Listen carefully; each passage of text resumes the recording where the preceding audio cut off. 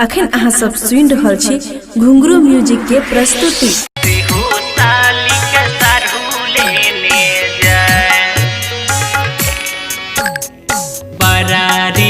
जतन से हम साली के पोसलियै रे, साली के पोसलियै रे, सेहो साली के साढ़ू लेने जाए, साढ़ू लेने, सेहो साली के साढ़ू लेने जाए।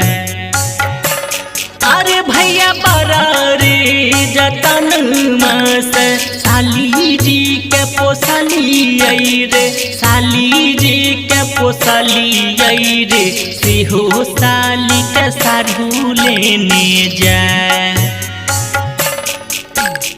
सेहो साली के साढ़ू लेने जाए, सेहो साली के साढ़ू लेने जाए, सेहो साली के साढ़ू लेने जाए, सेहो साली के साढ़ू लेने जाए। मटियार कला सीतामढ़ी की, मटियार कला सीतामढ़ी की।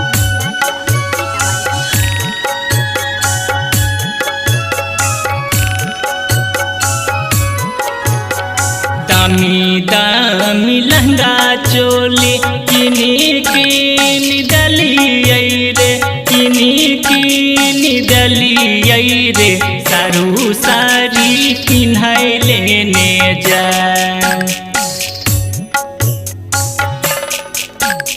सारू सारी पिन्हाई लेने जाए।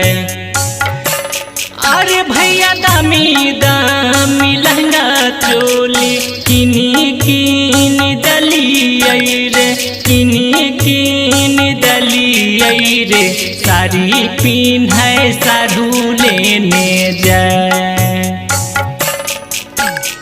साड़ी साढ़ू पिन्हाई लेने जाए, साड़ी साढ़ू पिन्हाई लेने जाए, सेहो साली के साढ़ू लेने जाए, सेहो साली के साढ़ू लेने जाए, सेहो साली के साढ़ू लेने जाए। मटियार कला सीतामढ़ी की, मटियार कला सीतामढ़ी की।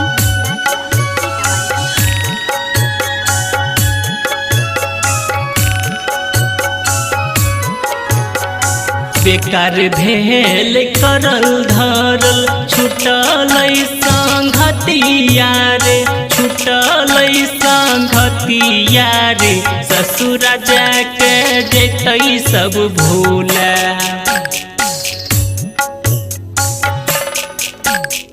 ससुर जाके जेतै सब भूला।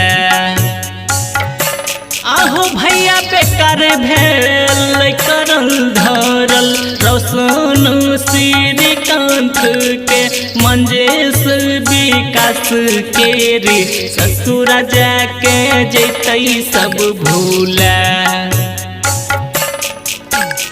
ससुर जाके जेतै सब भूला।